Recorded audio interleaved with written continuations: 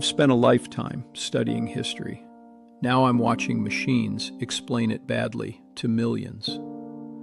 These videos are polished, they are calm, they sound authoritative, and some of them are plainly, demonstrably wrong, reaching audiences larger than most history books ever will. And yes, I realize the irony. You are watching an AI-enabled historian say this. I am not a stranger to these tools. I use them myself. That is precisely why this conversation matters. Here is what is actually happening on YouTube. An ecosystem of AI-generated history channels has appeared and multiplied at remarkable speed. Faceless channels with no named researchers, no cited sources, and no visible accountability whatsoever. Some produce videos that run for hours. Others never stop at all. 24-hour live streams of AI narration layered over stock imagery, running around the clock as ambient entertainment or, quite literally, a sleep aid. One such video, titled "Boring History for Sleep: How Medieval Peasants Survived the Coldest Nights," accumulated 2.3 million views. 1 hour and 15 minutes into that video, the AI voice audibly glitched, a distorted mechanical noise. Then it simply continued. And not one human caught it, because not one human was listening. The issue is not that machines are in the room. The issue is that expertise often is not. This is not one bad video. It is an ecosystem. Now, I want to be fair, and I intend to be. AI is a tool. Human creators make mistakes too, and I have made them myself over decades of scholarship. Some of these videos may well be a viewer's first encounter with medieval history, or the story of a civilization they had never considered before. That introduction has genuine value. Faster production is not, in itself, a sin. So no, the problem is not that AI exists. I would be a rather absurd man to argue that. The problem is what happens when fluency is mistaken for expertise. Let me walk you through 3 patterns I keep encountering, and why each one matters. The first is confidence without competence. AI narration is smooth, measured, and calm. It mimics the register of documentary filmmaking and academic lecturing with considerable fidelity. Viewers, particularly those drifting towards sleep while these videos play, process that tonal credibility as intellectual credibility. But a machine can replicate the sound of scholarship without performing any of its acts. It never checked a source. It never weighed competing interpretations. It never said, "I am not certain about this." The lesson is not, never trust a machine voice. The lesson is, never confuse presentation with proof. The second pattern is shallow summaries, replacing historical thinking. These channels do not conduct original research. They aggregate what is already digitally available: Wikipedia, popular blog posts, claims already circulating online. The historian Pete Kelly, who spends 6 months on a single video consulting academic journals and primary sources, described the situation as completely shocking. His concern is precise. These videos simply repeat the same things that are on the internet, laundered through polished presentation into apparent fact. History is not a list of answers. It is an argument with the dead, conducted through evidence. That argument disappears entirely when the only sources consulted are other people's summaries. The third pattern is the most troubling: visual and factual hallucination. AI image generation can depict wrong uniforms, anachronistic settings, faces that never existed, scenes that never occurred, all presented as documentary illustration.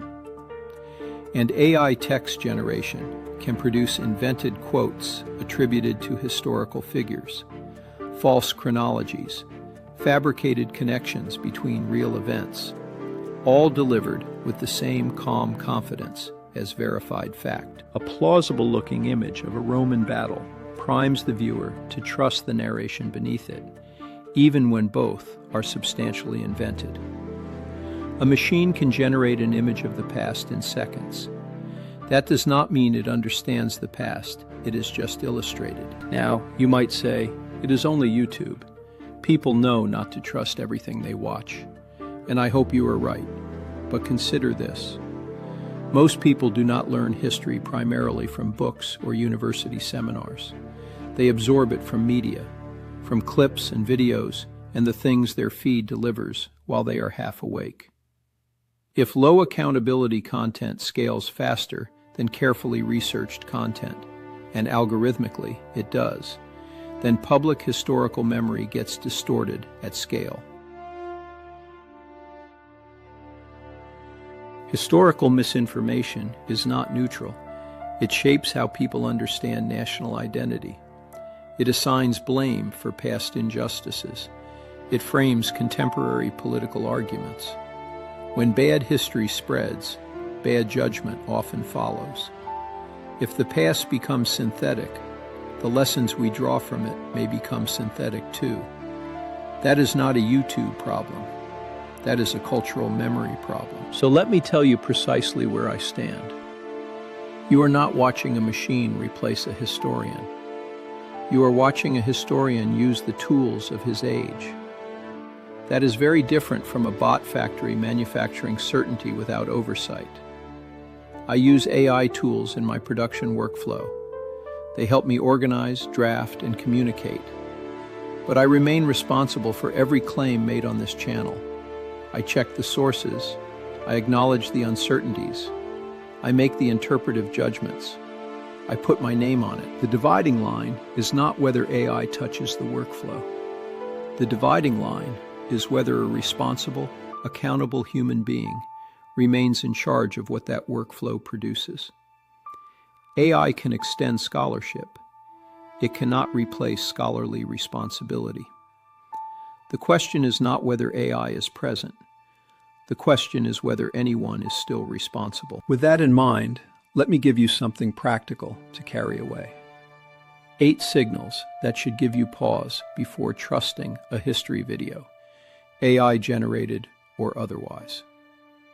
1. No sources shown or discussed at any point. 2. Overconfident assertions on topics historians actively debate. 3. Visuals that feel suspiciously generic with no historical specificity. 4. Quotes from historical figures with no attribution or citation. 5.